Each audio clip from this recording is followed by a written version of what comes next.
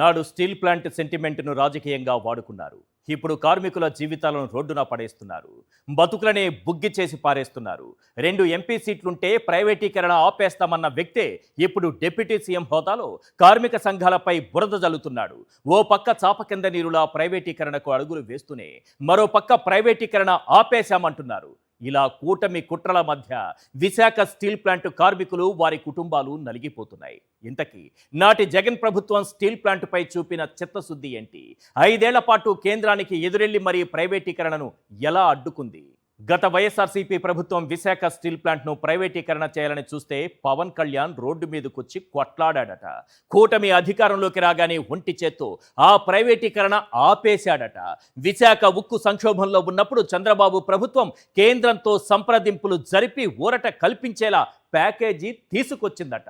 లోకేష్ పవన్ కళ్యాణ్ దిగజారుడు వ్యాఖ్యలను కొలవాలంటే పాతాళం లోతు మరింత పెంచాలేమో.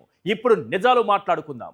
2021 మార్చి 9న విశాఖ స్టీల్ ప్లాంట్ ప్రైవేటీకరణ వద్దని ప్రధాని మోడీకి సీఎం హోదాలో జగన్ లేఖ రాశారు. ఇలా 2 సార్లు లెటర్లు రాశారు. అది ఆన్ రికార్డ్.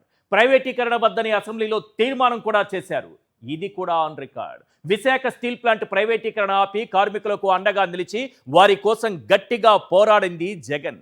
ఈ మాట వాళ్ళు వీళ్ళు చెప్పడం దేనికి? స్వయంగా కేంద్ర ఉక్కు శాఖ మంత్రి కుమారస్వామి చెప్పారు. ఇంతకన్నా ప్రూఫ్ ఏముంటుంది?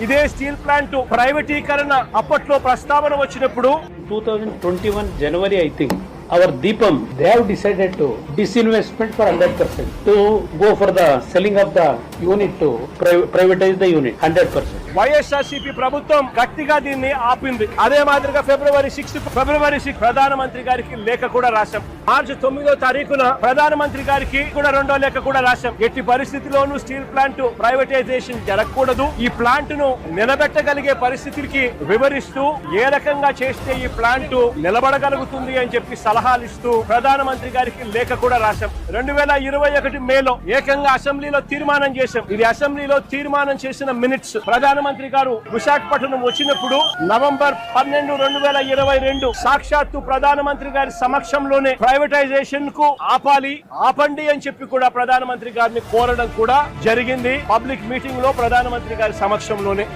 But during that time, Andhra government, they have passed a resolution in the Andhra Assembly opposing this disinvestment decision.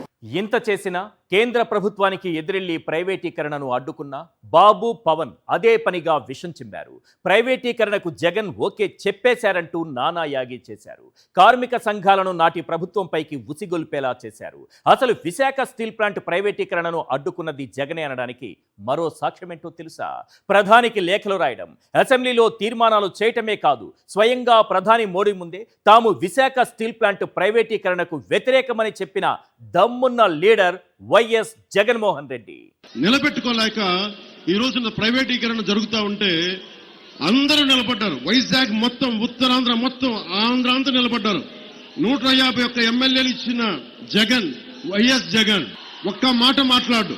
Sir, ఈ రాష్ట్ర ప్రజలందరి తరఫున రాష్ట్ర అభివృద్ధి దృష్ట్యా, రాష్ట్ర శ్రేయస్సు దృష్ట్యా ఇవాళ కానివ్వండి, ఇంతకు ముందు పలు సందర్భాలలో కానివ్వండి, విభజన సంబంధించిన హామీల దగ్గర నుంచి, పోలవరం నుంచి ప్రత్యేక హోదా వరకు, విశాఖపట్నం స్టీల్ ప్లాంట్ నుంచి రైల్వే జోన్ వరకు, విశాఖపట్నం స్టీల్ ప్లాంట్ నుంచి రైల్వే జోన్ వరకు, ఇలా పలు అంశాల మీద పలు సందర్భాలలో మీకు చేసిన పలు విజ్ఞప్తులు మీరు సానుకూలంగా పరిగణలోకి తీసుకుని పెద్ద మనసుతో వాటినన్నింటినీ కూడా పరిష్కరించాలని మనసారా కూడా కోరుకుంటూ, జగన్ ప్రభుత్వం దిగిపోయే నాటికి స్టీల్ ప్లాంట్లో కార్మికుల సంఖ్య 28,000. చంద్రబాబు అధికారంలోకి వచ్చిన 2 ఏళ్ల కాలంలో ఏకంగా 10,500 మందిని తొలగించారు. 6,500 మంది కాంట్రాక్టు ఉద్యోగులను తొలగించారు. వీఆర్ పేరుతో 1,800 మందిపై ఒత్తిడి తెచ్చి తప్పించారు. మరో 2,000 మంది ఉద్యోగులను సైతం తొలగించారు. ఉద్యోగుల సంఖ్యను భారీగా కుదించారు. 4 నెలలుగా జీతాలు బకాయి పెట్టారు. ఆ జీతాలకు ప్రొడక్షన్తో లింకు పెట్టారు. జగన్ హయాంలో ఉద్యోగుల క్వార్టర్స్లో విద్యుత్ యూనిట్ 50 పైసలు ఉంటే చంద్రబాబు వచ్చి రాగానే దాన్ని ₹8.50 పెంచారు.